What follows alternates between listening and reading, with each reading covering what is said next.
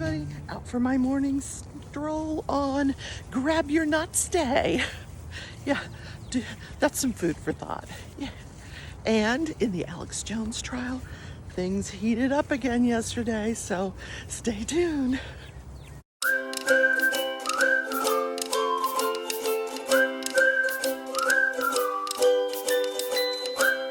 Everybody, Crafting Journey here, that Journey chick over on Instagram. Welcome to another edition of Crafting and Crime Daily. My bra is sticking out. This is one of these shirts that, like, the sleeves go way higher than the bra. So don't mind me, okay? Don't mind me while I fix myself. How are you guys today? I don't know what time you're listening to this, but I hope you're having a great day. First of all, don't forget to hit the like button. He is overjoyed that the vote turned out in our favor here in Kansas. More about that in a few minutes. And please consider subscribing. If you're not subscribed, why not? It's absolutely free to subscribe.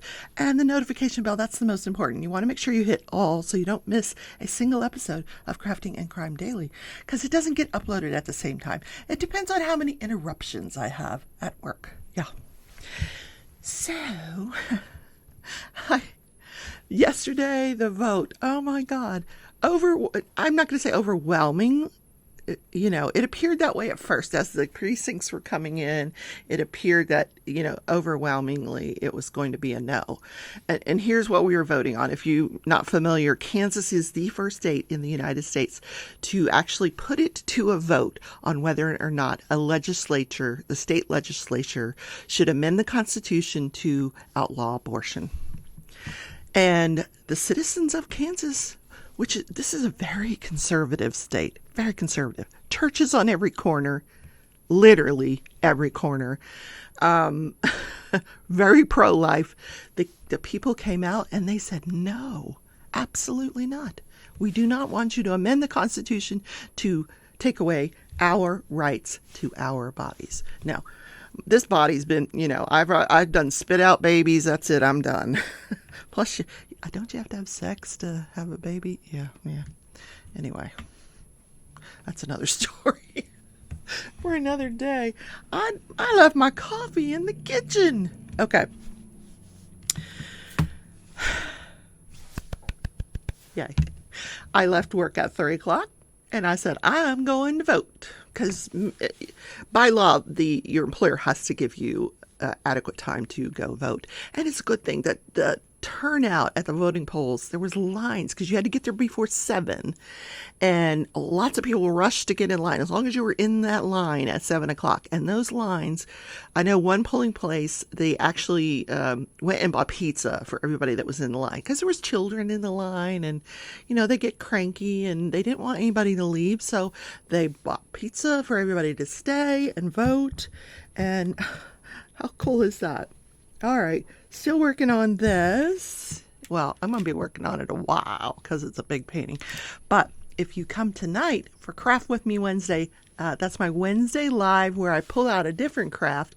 I'm going to pull out watercolors tonight because I ordered this black Stonehenge watercolor paper. Because I said I wanted to recreate. This is my goal. I've been trying to recreate the Aurora Borealis because we're doing this Great Escape event, and that is our theme. The Great Escape, the Aurora Borealis. The northern. I'm just gonna say Northern Lights, the Northern Lights. So I saw this and I said, oh my, let's give it a try. And as always, some of the subscribers to my channel are members. They make a small monthly donation to the channel, and it goes to support content of the channel like black watercolor paper.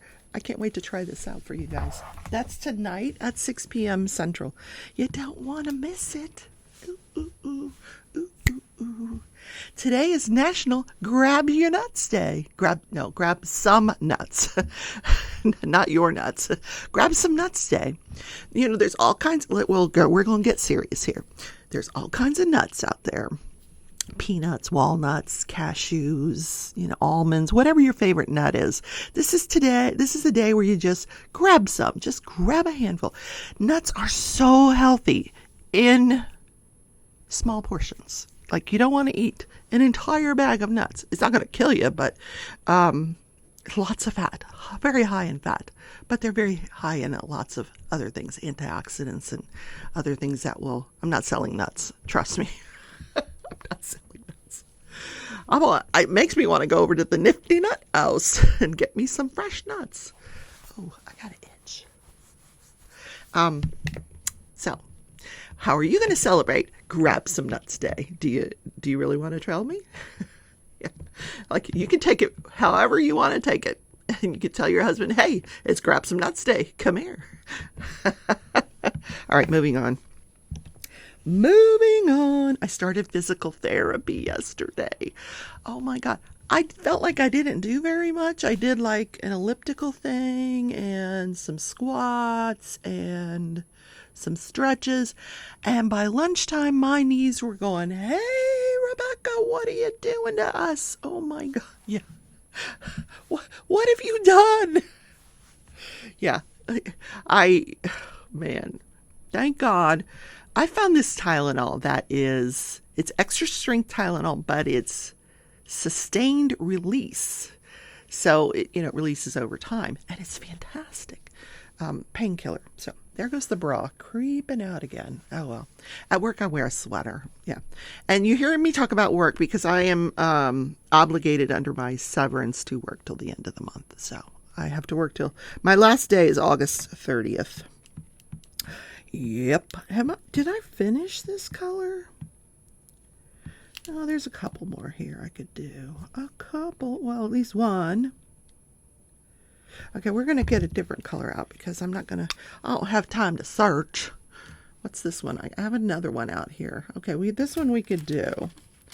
There's lots of this one. This is so many drills here. And the colors are so pretty. The pinks and yellow flowers. And then there's even some blue flowers sprinkled in there. Very pretty. Very pretty. I had to go get out. I had this Shine Like a Diamond. A lot of you might know her channel. She has an Etsy shop, and I have this tray from her, and it has a very narrow funnel, which is kind of needed for these jars. Yeah.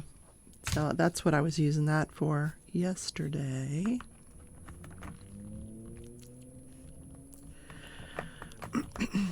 I think I need my coffee. Hold, please. Let's talk about crafting and crime daily. Yes, I've got my coffee. I'm back. Got the coffee in my Louis Vuitton mug. I love this mug. One, because it holds like a gallon of coffee, and the other because it's beautiful. Anyway, yesterday in the Nicholas Cruz case, the Parkland shooter, as you recall, he went to Marjorie Stoneman Douglas. He killed 17 people, including two teachers. So it might have been, 17 total. 2 of them were teachers. So the prosecution is wrapping up their case. And in doing so, they are putting on all of the victim impact statements, which means all of the family members affected by the deaths of their loved ones. Sometimes I would say one at a time, but it's not always one at a time. Sometimes the daughter, the sister will come up with the mother, or the husband will come up with the wife, and they'll sit at the witness stand, and they'll either read a statement or they'll make a statement. And it's gut-wrenching. This whole thing has been gut-wrenching to the point where two of the female defense attorneys were wiping their eyes, and they were one had a mask on, and she was trying to make it not so obvious. She'd lower her mask and she'd, blow her nose. And she's sitting next to Nicholas Cruz, who his demeanor changed a little. Most of the trial, he has sat down, looking down, scribbling. At this point, he was actually listening. He was listening to these statements. Not reacting, but he was listening. So, it makes you wonder, what is he thinking now? What's going through his head? Is he apologetic? He has apologized to this family. When he pled guilty, he apologized to these families. But maybe hearing all this made it more real to him. Maybe now he understands the gravity of what he did. Now, I don't know if they have had the jury view yet. I just don't know. I'll try to do some research. That may be the last thing that they do. And then the prosecution will rest their case. I doubt if the defense is going to put on a case. I doubt very seriously. They've done very little during this case except preserve the appellate record by making objections. Wow. And wanted, as each family member came up to the stand, they would start out by holding up a picture of their loved one. Girls that are, she was in the dance troupe or whatever at the school, and she's posing, and good looking guys. Oh my goodness, these kids, they would have been amazing people. They would have done amazing things, but we'll never know. So let's move on to the Alex Jones case, which is so combustible, this courtroom. First of all, Law and Crime has this so broken up. We can't go from start to finish. They're just giving it to me in pieces, and I got to piece it together. And I don't know why that is. I have a feeling the judge cuts off the media at certain points. That's the only thing I can figure. So the first thing I did was try to find out what I missed yesterday, the day before, Monday. And it looks like they put on a psychiatrist, or the treating psychiatrist, for both Neil and Scarlett Heslin, which are the parents, one of the children that was killed in the Sandy Hook murders. And he testified that the actions of Alex Jones have continued to cause mental anguish to both these parents, because here's how he describes it. He said, he's sitting in his studio on his pulpit, espousing all of these theories, and people are buying into it. And it's these people that are harassing this family with phone calls and emails and coming up to them on the street. And sometimes InfoWars would even send reporters back down to Newton, Connecticut, where this all occurred. And the mayor would warn the families when InfoWars was coming, if they knew. They would warn the families so that they could stay in hiding, because they didn't want to be harassed. So the defense did the best they could to try to impeach him. Isn't it true that they were suffering from the grief of the loss of their loved one, and not necessarily anything that Alex Jones caused? And he says, no, I don't think that's true. He says, grief has stages, and you move past certain stages. He says, but these people keep going back to square one. It's to the point where Scarlett Heslin fears for her safety. She keeps a gun with her in the bedroom at night. She is so scared that someone is going to come after her and her child. She has a surviving child that she's still raising. So that's what I missed on Monday. This is bothering me. I got to change my bra and just take it off altogether. I don't know. Okay. So yesterday began, first the judge, before she brought the jury out, she came in and she said, I got here a little early because I want to talk to you guys. I want to make it abundantly clear that through the testimony today, I don't want any theatrics. If I see it, I'm going to put an end to it. I just fair warning. So I thought, ooh, okay. So then the Heslins testified, Neil and Scarlett Heslin. Now, I got the idea that they are not together anymore, that they are probably divorced, because she mentioned at one point she's a single mother, raising this surviving son. She even mentioned that she was a single mother raising two sons. So she may have even been divorced at the time of this event, Sandy Hook shooting. That was back in 2012. I'm not sure. But the first to testify was Neil. And he's very soft-spoken. He's very hard of hearing, but very passionate. And he said, I wanted there to be a legacy for my son, and this is ruining his legacy, by saying that he never even existed.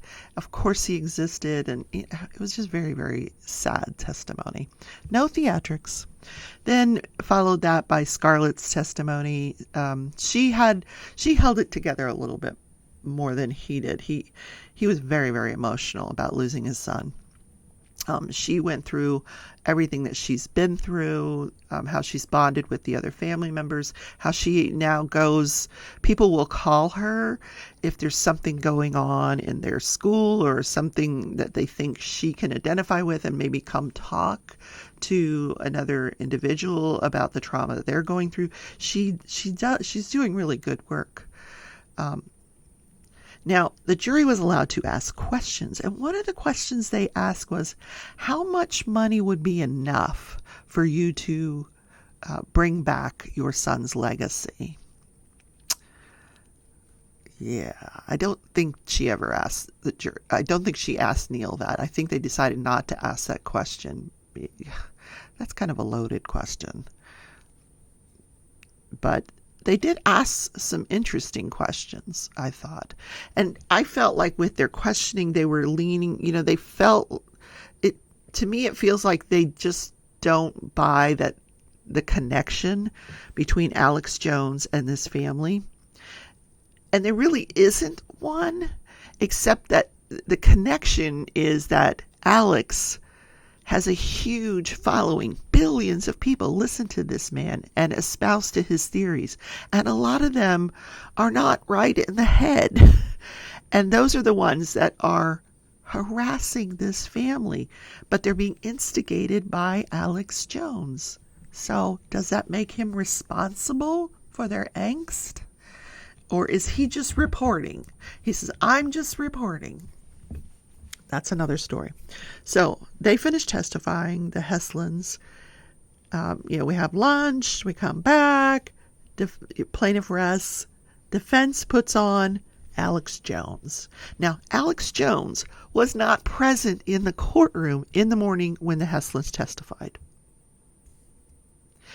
And I think one of the questions the plaintiff asked Mr. Heslin is, how do you feel that he's not here? And he says, I've waited years for him to hear what I have to say.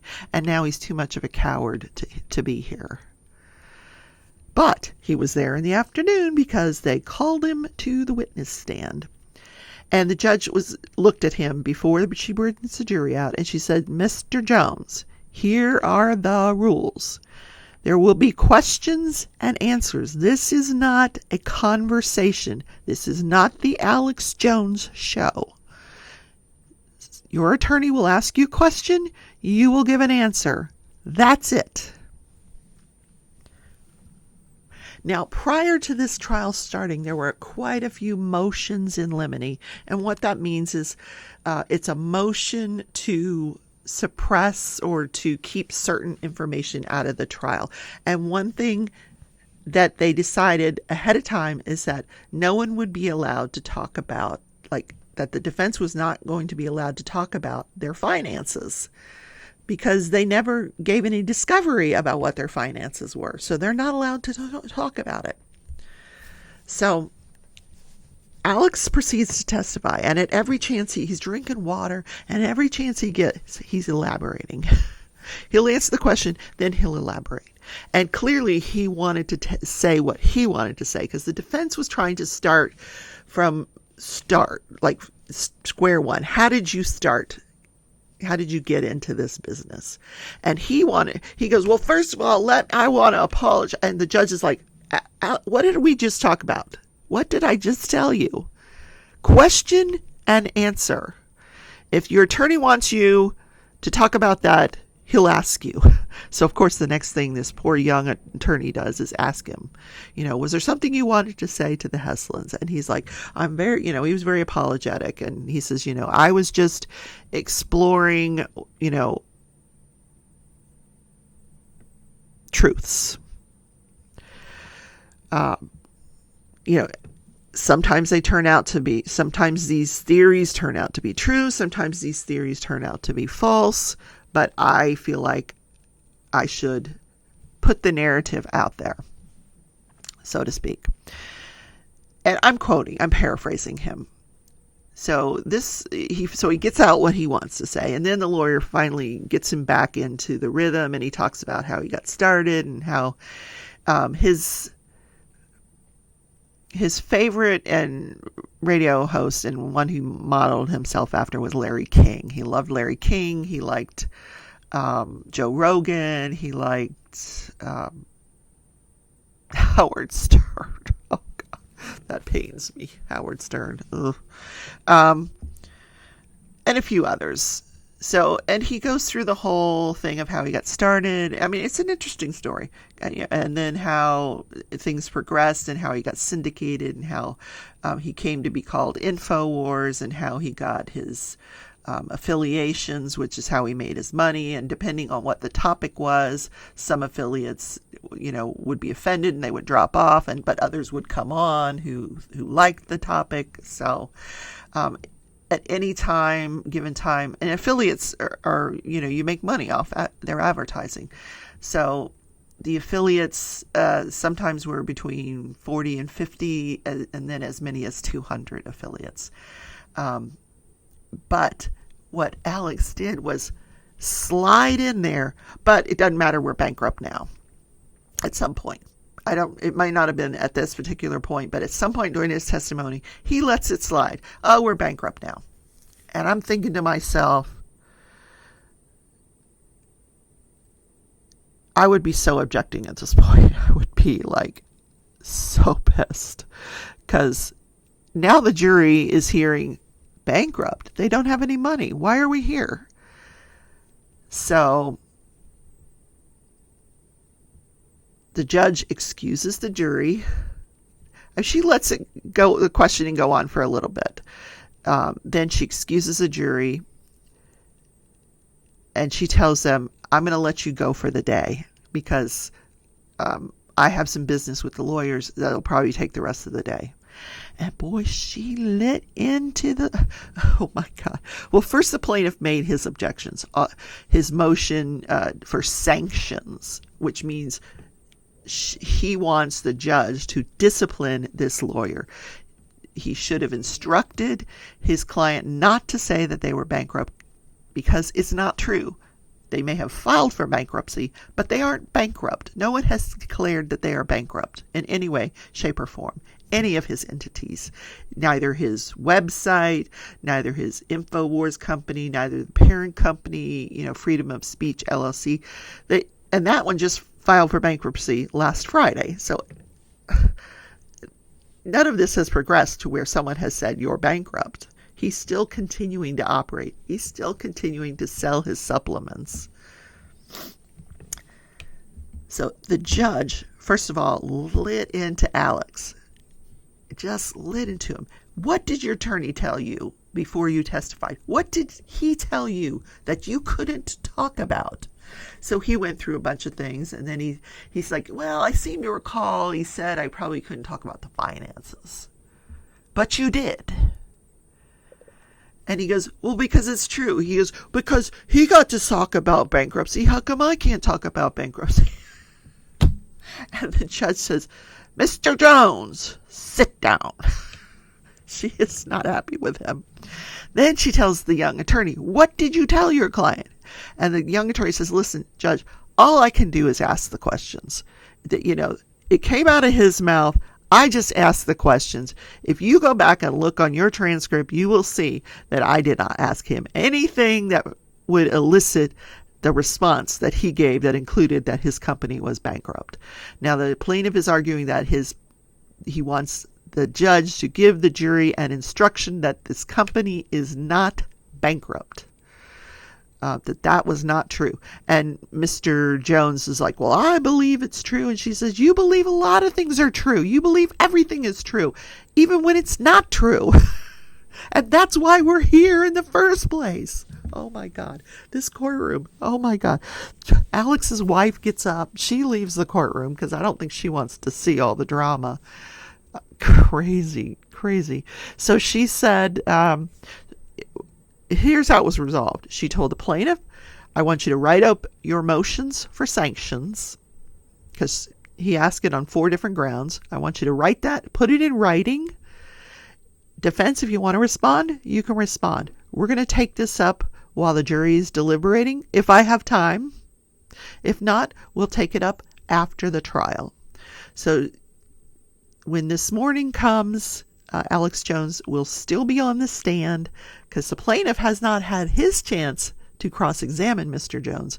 And I suspect it's going to be really heated again. Wow. I'm surprised no one has ended up in jail yet. I used to have a judge that would say, bring your toothbrush to the lawyers. Bring your toothbrush. When you come back, bring your toothbrush. Oh no, I'm in trouble. Yeah. Okay.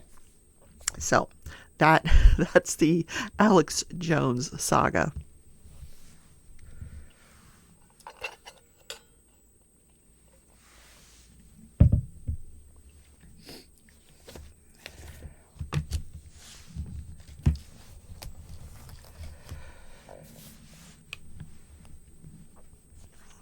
I was also thinking, what would I do if I was a juror?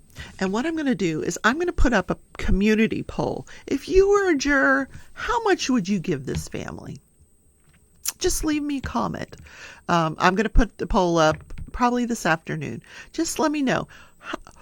How much would you give them? I'm thinking 100 million. Yeah. Because you know why? I want to send a message. Is that family ever going to get 100 million? No. And they've already said whatever money they get, if any, that's a big if, would go to charity. They've said that it'll go to charity. But if you want to send a message, you need to make it a big amount. That what this man did is not right. You can't go on YouTube or the radio or television and lie. You can't just spread untruths because you think it's true. You can't bring on guests that are not vetted, that you haven't looked up their credentials, and then they're lying to the public. And now the public believes your lies, and they're out, with the pitchforks. And I am so interested to know what this man had to do with the January 6th incident, because he has been subpoenaed by the January 6th hearing committee. Yeah. Anyway. Whew. What happened this day in history? Oh, I get so worked up over that Alex Jones case. Yeah. What happened this day in history? I got to get my phone out because by the time we're 30 minutes into the show, I have forgotten what happened. Oh, I remember it was in 1995. And this is a fun one. So the Macarena hits the charts. Number 1 on the charts this day in history. Hey